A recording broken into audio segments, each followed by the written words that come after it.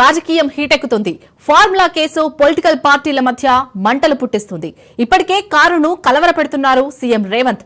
Phone tapping నుంచి formula case వరకు అన్నింటిపై కూపీ లాగుతున్నారు. కేటీఆర్ మాత్రం తగ్గేదేలే అంటున్నారు.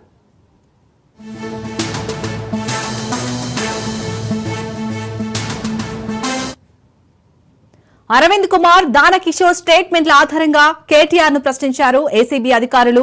బిజినెస్ రూల్స్ ఉల్లంఘన, హెచ్ఎండిఏ నిధుల దుర్వినియోగంపై ఆరా తీశారు. ఆర్బీఐ అనుమతి లేకుండా చెల్లింపులు ఎలా జరిగాయంటూ ప్రశ్నించారు. ఎన్నికల కోడ్ ఉల్లంఘనపై ప్రశ్నల వర్షం కురిసినట్లు తెలుస్తోంది.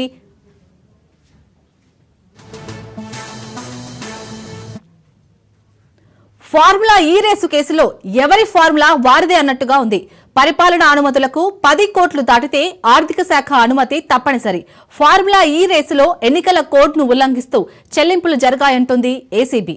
ఒప్పందం కుదరక ముందే చెల్లింపులు జరగాయని ఆరోపిస్తుంది. కేటీఆర్ బిజినెస్ రూల్స్ ని ఉల్లంఘించిన కారణంగా హెచ్ఎండిఏపై 8 కోట్ల అదనపు భారం పడిందని చెబుతుంది. 54 కోట్ల 88 లక్షల ప్రభుత్వ నిధుల దుర్వినియోగం చేశారంటున్నారు ఏసీబీ అధికారులు.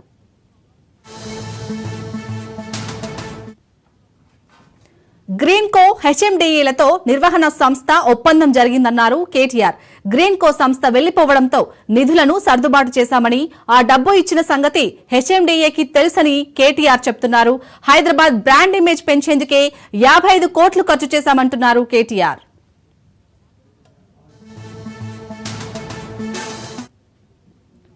ఇదే అంశానికి సంబంధించి పూర్తి అప్డేట్స్ మా ప్రతినిధి పవన్ అందిస్తారు. పవన్, ఇటు కేటీఆర్ మాత్రం రాజకీయ కక్ష సాధింపులో భాగంగానే ఈ కేసు మళ్ళీ తెరపైకి తీసుకొచ్చారని చెప్తున్నారు. సో అప్డేట్స్ ఏంటి దీనికి సంబంధించి? ఏసీబీ అధికారుల ముందు రెండోసారి కేటీఆర్ హాజరయ్యారు. ముఖ్యంగా చూస్తే ఈ కేసులో A1 గా కేటీఆర్ ఉన్నారు కాబట్టి దీనికి సంబంధించి ఇప్పటికే గతంలో ఒకసారి విచారించారు, మరోసారి ఈరోజు విచారణ కూడా కొనసాగుతుంది. అయితే మొత్తానికి చూస్తే ఇదంతా కూడా ఒక చిన్న కేసు, దీనికి సంబంధించి చాలా పెద్దగా చేస్తున్నారు. తన ప్రమేయం లేకుండా కూడా కేవలం రాజకీయ కక్షతోనే తనను ఈ కేసులో ఇరికించారు. తనకు ఈ కేసుకు సంబంధించి ఎక్కడ కూడా డబ్బులు చెల్లింపు విషయంలో తనకు సంబంధించి ఎక్కడ కూడా సంబంధం లేదనేది మాత్రము ప్రధానంగా ఇందులో కేటీఆర్ గత కొన్ని రోజుల నుంచి కూడా చెప్తున్న పరిస్థితి ఉంది. ఇది కేవలం రాజకీయ కక్షగానే ఈ కేసుకు సంబంధించి తను భావిస్తున్నాను. ఈ యొక్క లొట్టపీసు కేసు, ఈ కేసుకు సంబంధించి ఏ విధంగా ముందుకు వెళ్ళినా తాను సిద్ధంగా ఉన్నాను. తనకు లైవ్ డిటెక్టర్ పరీక్ష చేయించినా తాను సిద్ధంగా ఉన్నాను. ఎందుకంటే తనకు ఎక్కడ కూడా ప్రమేయం లేదని చెప్పి కూడా ప్రధానంగా మొదటి నుంచి కూడా చెప్పుకొస్తున్న ప్రెస్ కూడా చూస్తున్నాము. అయితే ఈ రోజు మాత్రం చాలా సుదీర్ఘంగా విచారణ కొనసాగించే అవకాశం కూడా కనిపిస్తుంది.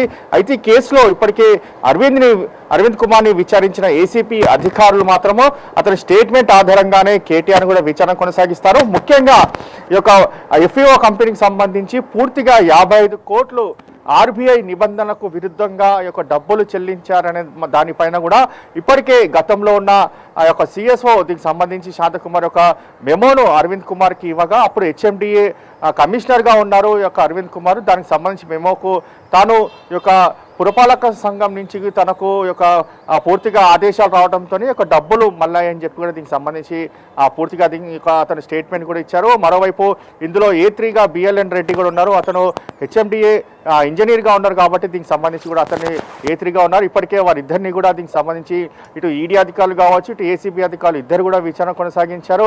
ఈరోజు కేటీఆర్ని మరోసారి ఏసీబీ అధికారులు యొక్క విచారణ కొనసాగిస్తున్న నేపథ్యంలో అతనితో పాటు తన అడ్వకేట్ కూడా తీసుకెళ్లారు. కానీ అడ్వకేట్కి మాత్రము అతనికి వేరే గదిలో ఉంచుతారు. దాని తర్వాత ఒక విచారణ మాత్రం వేరే గదిలో ఉంటుంది. వారికి మధ్యలో ఒక అద్దం మాత్రమే ఉంటుంది. ఎందుకంటే విచారణ ఏ విధంగా కొనసాగుతుంది అనేది మాత్రం చూడడానికి ఒక అడ్వకేట్కి విజిలబుల్ డిస్టెన్స్లో ఉంటుంది. అయితే దానికి సంబంధించి ఆ విచారణ ఏం జరుగుతుంది అనేది మాత్రము అటు అడ్వకేట్కి కూడా తెలియని పరిస్థితిలో ఉంటుంది. ఎందుకంటే కోర్టు ఆర్డర్ ఉంది, అడ్వకేట్ సమక్షంలోనే ఒక విచారణ కొనసాగించాలని చెప్పి కూడా కోర్టు గైడ్లైన్స్ ఇచ్చిన నేపథ్యంలోనే దీనికి సంబంధించి ఇదే విధంగా కూడా విచారణ కొనసాగిస్తున్నారు.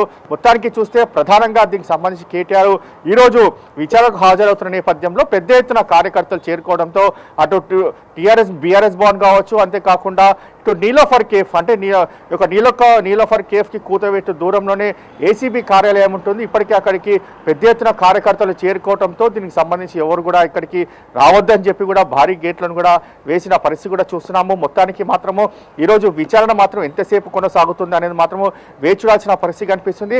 అయితే కేటీఆర్ మాత్రము తనను అరెస్టు చేసినా తాను సిద్ధంగా ఉన్నాను, తెలంగాణ ఉద్యమం కోసమే చాలా సార్లు అరెస్ట్ అయ్యాను, ఈ యొక్క దీనికి సంబంధించి తాను అరెస్ట్కి తాను ఎలాంటి భయపడను అనేది మాత్రం ప్రధానంగా దీనికి సంబంధించి ఈ యొక్క కేసు అటు ఈరోజు ఏసీబీ కార్యాలయానికి వెళ్లే ముందు కూడా దీనికి సంబంధించి ప్రస్తావించిన పరిస్థితి కూడా చూస్తున్నాము. మరోవైపు చూస్తే మాత్రము ప్రధానంగా ఇటు హైదరాబాద్ బ్రాండ్ ఇమేజ్ పెంచడానికే ఈ కార్ రేసును హైదరాబాద్ తీసుకొస్తే కాంగ్రెస్ ప్రభుత్వం మాత్రము ఈ యొక్క హైదరాబాద్ బ్రాండ్ ఇమేజ్ని పూర్తిగా కించపరిచే విధంగా ముందుకు వెళ్తుంది అనేది మాత్రము ప్రధానంగా దీనికి సంబంధించి కేటీఆర్ కూడా చేసిన వ్యాఖ్యలు కూడా మనం గమనించాల్సిన పరిస్థితి ఉందని చెప్పి కూడా పూర్తిగా ఇటు బీఆర్ఎస్ సంబంధించిన కార్యకర్తలు కూడా అంటున్నారు. మొత్తానికి చూస్తే కేసులో మాత్రం ఈరోజు చాలా కీలకమైన పరిణామం కూడా చోటు చేసుకునే అవకాశం కూడా ఉంటుంది. ఎందుకంటే ఒకవైపు కేటీఆర్ని అరెస్ట్ చేస్తారు అనేది మాత్రము ఊహాగానాలు కూడా వినిపిస్తున్నాయి. అయితే దీనికి సంబంధించి మాత్రము ఈరోజు అరెస్ట్ చేస్తారా లేకపోతే విచారణానంతరము వదిలేస్తారా అనేది మాత్రం వేచి చూడాల్సిన పరిస్థితి కూడా కనిపిస్తుంది. పవన్ కేటీఆర్ అయితే ఒక క్లారిటీతో ఉన్నారు. ఎన్ని కేసులు పెట్టినా కానీ పెట్టనివ్వండి, అలాగే అరెస్ట్ చేసినా చేసుకునివ్వండి, కానీ కాంగ్రెస్ ప్రభుత్వం ఏవైతే హామీలు ఇచ్చిందో వాటిని చెందడంలో విఫలమైందో అవి మాత్రమే ప్రజలకు ఎండగడతామని అయితే చెప్పారు. సో మొత్తానికి అసలు ఈ ఫార్ములా వార్ అనేది ఎలా ఉండబోతుంది అంటే ఈ విచారణ తర్వాత అయినా ఈ కేసుకు కొలికి వచ్చే ఛాన్స్ ఏమైనా కనిపిస్తుందా?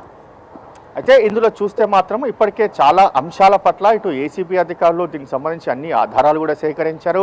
ఆర్బీఐ గైడ్లైన్స్కి నిబంధనలకు విరుద్ధంగా ఈ యొక్క డబ్బులు ఎలా చెల్లించారని దానిపైన కూడా కొంత పూర్తిగా సమాచారం కూడా రాబట్టారు. అంతేకాకుండా ఇందులో స్టేట్మెంట్స్ను కూడా ఇప్పటికే రికార్డ్ చేసిన ఏసీబీ అధికారులు తాజాగా ఈరోజు ఈ యొక్క విచారణ కొనసాగిస్తున్నారు కేటీఆర్ని.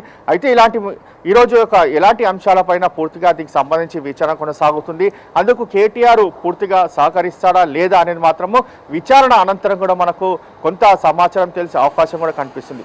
ఓవరాల్గా చూస్తే మాత్రము కాంగ్రెస్ ప్రభుత్వము పరిపాలన సంబంధించిన నేపథ్యంలో ఎప్పటికప్పుడు ఎండగడుతున్న నేపథ్యంలోనే ఇలాంటి కేసులు పెడుతున్నారు. ఎందుకంటే వాళ్ళు ఇచ్చిన హామీలు నెరవేర్చడంలో పూర్తిగా విఫలమయ్యారు అనేది మాత్రం ప్రధానంగా బీఆర్ఎస్ పార్టీ ఇదే ఎజెండాగా కాబట్టి ఈ యొక్క దీన్ని అడ్డుకోవడానికి ఈ యొక్క రాజకీయం పూర్తిగా తన పైన కక్ష కట్టారే కానీ ఎక్కడ కూడా అవినీతి జరగలేదు అనేది మాత్రం ప్రధానంగా కేటీఆర్ ముందు నుంచి కూడా చెప్పుకుంటూ వస్తున్నారు.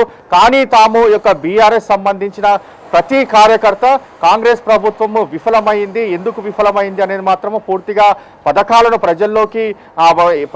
ప్రజలకు సరైన సమయంలో పథకాలు ఇవ్వట్లేదు, పూర్తిగా ఈ యొక్క 420 హామీలను పూర్తిగా దీనికి సంబంధించి వాటిని ఎండగడతామనేది మాత్రం బీఆర్ఎస్ ప్రభుత్వము మొదటి నుంచి కూడా చెప్తున్న నేపథ్యంలోనే ఇలాంటి కేసులు అనేక కేసులు కూడా నమోదు అయితే ఎలాంటి కేసులకు తాను భయపడను, గతంలో కూడా చాలాసార్లు చెప్పాను, ఈసారి కూడా అదేసారి చెప్తున్నాను. ఎందుకంటే ఇలాంటి కేసులకు తను భయపడను, ఏ విచారణకైనా తను సిద్ధంగా ఉంటాను, అరెస్టు అయినా పర్వాలేదు, దీనికి సంబంధించి తాను తెలంగాణ ఉద్యమం కోసం ఏదైనా చేస్తానో, తెలంగాణ ప్రజల కోసం తాను దీనికి సంబంధించి అరెస్టు చేసినా తను ఇలాంటి భయపడేది లేదు అనేది మాత్రం ప్రధానంగా చెప్తున్నారు. ఈ రేస్ కేసే కాకుండా ఇంకా ఇలాంటి కేసులు అయినా పెట్టుకున్నా తనకు భయం లేదు అనేది మాత్రం ప్రధానంగా అతని యొక్క విషయాన్ని కూడా చాలా క్లారిటీగా చెప్తున్నారు. Right, thank you Pawan.